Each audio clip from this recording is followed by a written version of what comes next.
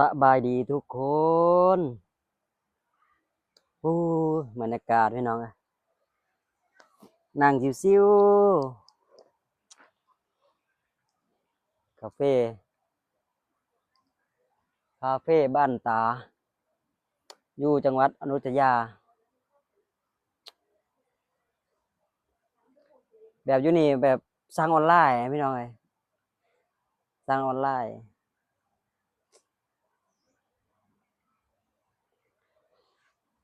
หลายคนได้มาบ่เนี่ยคาเฟ่บ้านตาเนี่ย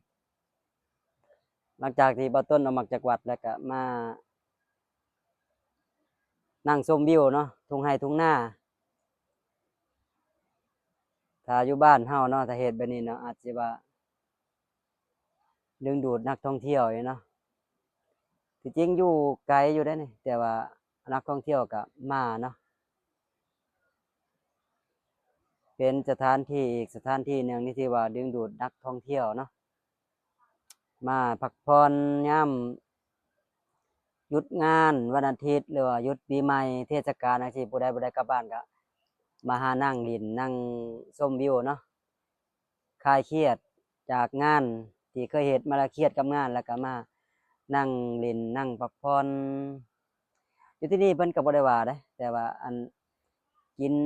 สั่งอามานิดๆหน่อยๆก็นั่งกินได้เนาะเพิ่นก็บ่ได้ว่าหยังเนาะอันนี้ก็ข้อดีอีกอย่างหนึ่งเนาะคือคือว่าต้นนี่ก็สั่งอยู่พุ่นล่ะสั่งอยู่โต๊ะหนึ่งบ่ต้นก็มานั่งโต๊ะนี่เนาะบ่ต้นก็มาครั้งแรกดอกแต่ว่าที่เหลือก็บ่รู้หยังดอกว่าเพิ่นว่าบ่เพิ่นว่าจังได๋แต่ว่าบ่เห็นเพิ่นว่าจังไดเนาะบ่ต้นก็นั่งชิวๆเนาะเอ้าบ่เว้าหลายย้ายห่างพี่น้องเอ้ยบอกได้เลยว่าบรรยากาศโอ้โฮโคตรคืออยู่บ้านเฮานี่แหมคืออยู่บ้านเฮานี่นะถ้าบ้านเฮามีกิจการเฮ็ดแบบนี้ก็เนาะเฮ็ดแบบนี้ก็แบบดึงดูดนักท่องเที่ยวมามันก็ดีเนาะดึงดูดนักท่องเที่ยวมาก็เนาะผู้ใดมีแผนจิคิดเฮ็ดแบบนี้อยู่บ้านเฮาก็สุดยอดนะแต่ว่าดึงดูดนักท่องเที่ยวมาหาเนาะเอ้าคือว่าแล้วอยู่ประเทศไทยเพิ่นก็ความคิดเพิ่นหลายนะเฮ็ดนู่นเฮ็ดนี่ก็นักท่องเที่ยวเพิ่นหลายนะเป็นประเทศไทยเป็น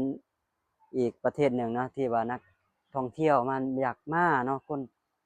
ต่างชาติอยากมาเบิ่งอยากมาหาประสบการณ์เนาะโดยเฉพาะบ่ต้นนี่ก็ขอบคุณที่ว่าประเทศไทยเนาะที่ให้คนลาวเฮามาเฮ็ดงานเนาะอยู่ประเทศไทยเนาะ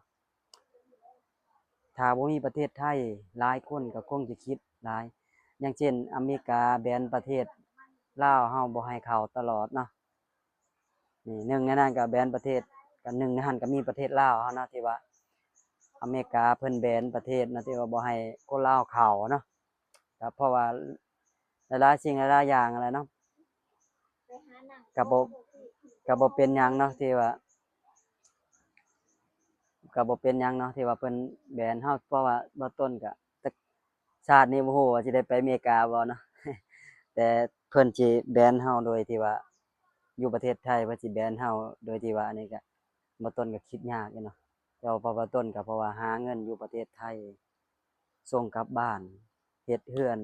เงินมีเงินเก็บก็อยู่ประเทศไทยเนาะอันนี้ก็ขอบคุณประเทศไทยหรือว่าขอบคุณ